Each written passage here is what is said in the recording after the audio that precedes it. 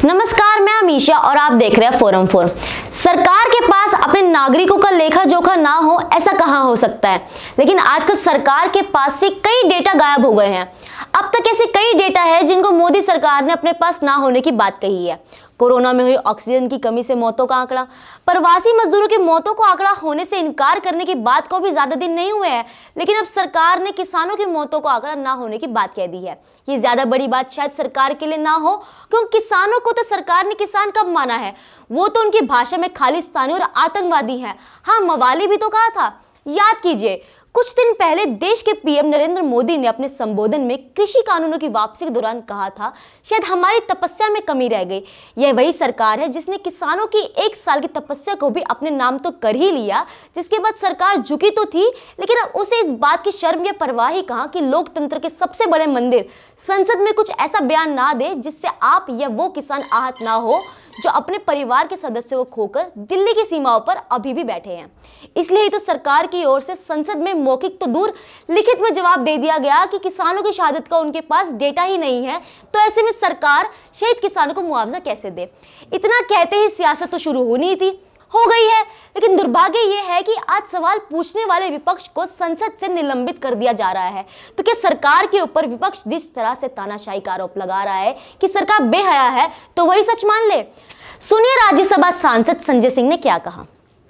750 से ज्यादा किसान जिस आंदोलन में शहीद हो गए, आज सरकार हमारी कह रही है इनकी बेहयाई देखिए।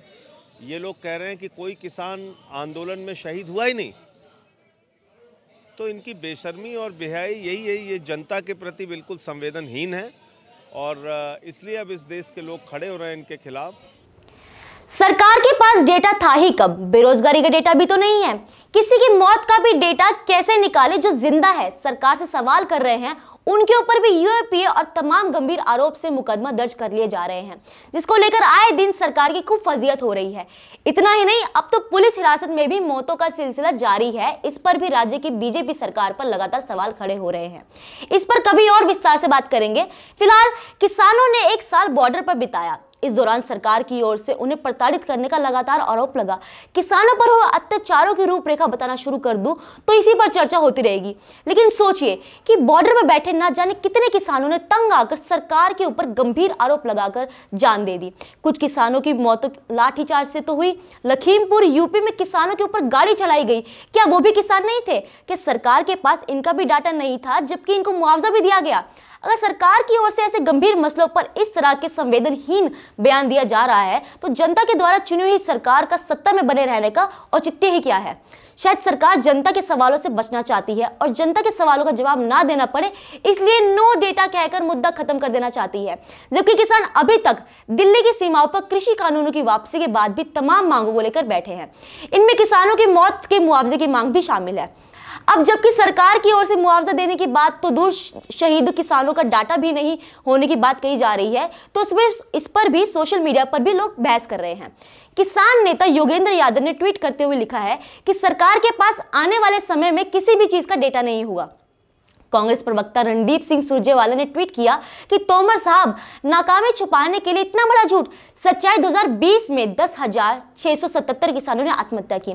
4,090 किसान वो जिनके खुद के खेत हैं, 639 किसान जो ठेके पर जमीन ले खेती करते हैं, 5,097 वो किसान जो दूसरों के खेतों में काम करते थे।